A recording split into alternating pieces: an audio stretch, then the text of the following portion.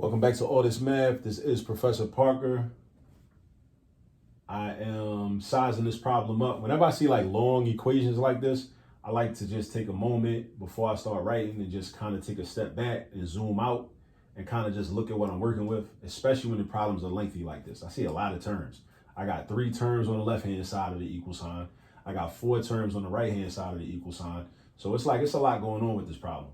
But when you pay attention, you realize that you can simplify this equation real easily, right? When you pay attention and see what you're working with, because we can do something called combine like terms. Combine like terms. Let that sink in. Make sure you understand what that phrase means. Combine like terms. Combine like terms. So look, on the left-hand side, I see a 5x and I see a negative 7x. Those are like terms, right? Those are like terms because they got the same variable with the same exponents. X to the first power and x to the first power. We can combine these two. We can just add them together and make them one term, right? It's like if you got money in your left pocket, money in your right pocket. You can take all that money out, put it together, nice and neat, roll it up, put it in one pocket, all right? Combine like terms, that's all that is. All right, on the right-hand side, I got a negative 12x and a positive 10x. I can combine those into one term. And also I got a 15 and a negative 10. Those are also like terms, right? The 15 and the negative 10 go together in their own group. All right, so the constants, that's what we call 15 and negative 10. We call them constants because they're constantly just going to be that number. They're never going to be nothing else except for that number. All right, so we got 15 and we got negative 10. Combine them, you know what I mean? There's a 5 on the left-hand side, but it doesn't have anything to go with it. Another thing I want to warn you about, some people learn about combining like terms and they try to combine like terms when the terms are on opposite sides of the equation. You can't combine this 5 with this 15 over here, or this 5 with this negative 10 over here. You only combine terms that are on the same side of the equation. Now, there are things we can do to move things around to put them on the same side of the equation, but until you do that, you can't combine like terms, right? So right now, I can combine 5x and negative 7x because they're both on the left-hand side. I can combine the 15 and the negative 10 because they're both on the right-hand side. I can combine negative 12x and 10x because they both on the right-hand side, all right? So now let's do it. 5x minus 7x, and again, not again, I didn't say this yet, but you must, I probably said it in another video, you must know how to do addition and subtraction with negative numbers. That's mandatory. That's mandatory. All right? Think of a number line. 5 minus 7. 5 take away 7. You start at 5, you move 7 spaces to the left. 7 spaces to the left. Whenever you subtract, imagine you are moving 7 spaces to the left on the number line. So 5 take away 7 equals negative 2. So now we got negative 2x plus 5 is equal to, and on the right-hand side, I'm gonna combine like terms. So I'm gonna do my x's first. No reason, I just feel like it. I just feel like doing my x's first. Negative 12 plus 10 means I have negative 2x. So negative 2x, and then I got 15 minus 10, which is positive 5. Now, stop right here. Stop right there. All right, stop everything. When you solve an equation, right? And you get an equation that looks like this. The expression on the left is the exact same thing as the expression on the right.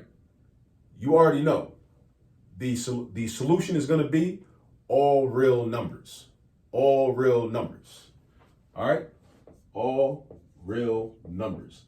ARN, all real numbers, right?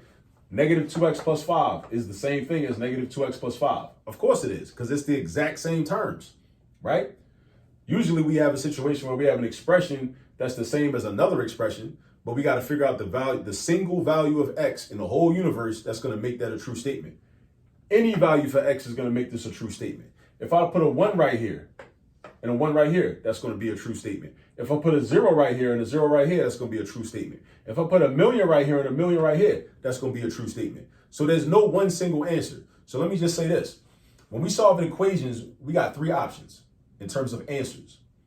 It could be one single answer, meaning one single number. It could be a big number, small number, positive, negative, decimal, fraction, radical, whatever, right? It could be a rational number, irrational number, right? It could be one single number. That's one option. Or it could be all real numbers.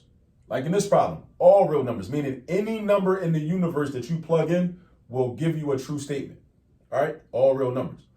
Or there could be no solution, meaning no number in the whole universe out of the entire real number system will work and create a true statement.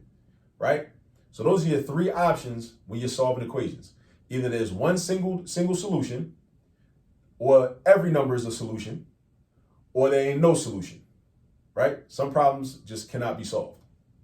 Or the solution is that this problem has no solution, and we need to move on to some other alternatives. Or we need to, start using some different methods and tactics, to deal with our situation. That's if we want to apply the algebra to real life, real everyday life.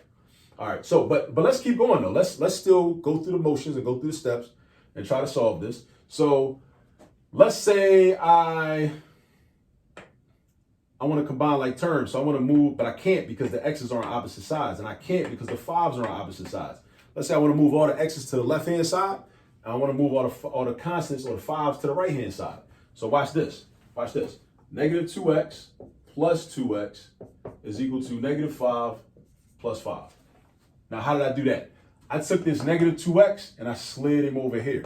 But when I move him over, now it's a positive 2x. Now it's a positive 2x, right? What did I do with this 5? This 5, I slid him over to the right. But when I slide him over, now he's a negative. Now it's a negative 5. When I did something called transpose. I transposed twice.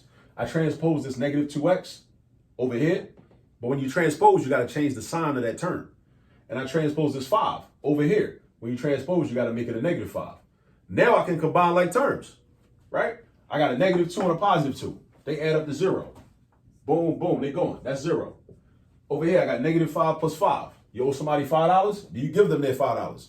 Or you get $5, you give it to them immediately. That's 0. So 0 equals 0. That's a true statement, right? So another way you know when your solution is going to be all real numbers is when your variables are gone. Your variables cancel out and you're left with a true statement. 0 equals 0. That's true. 0 does equal 0. Just like if you had 4 equals 4, or 3 equals 3, or 2.8 equals 2.8. Those are all true statements. So when your variables cancel out, you should write this down and memorize it. When your variables cancel out and then you're left with a true statement, that's how you know your answer is all real numbers. Now, on the other side of that, I told you there's three options. One single answer, all real numbers, or no solution. The way you know it's no solution is also when your variables cancel out, but you're given a lie or something that ain't true. Like if this said 3 equals 48. 3 don't equal 48. You know 3 don't equal 48.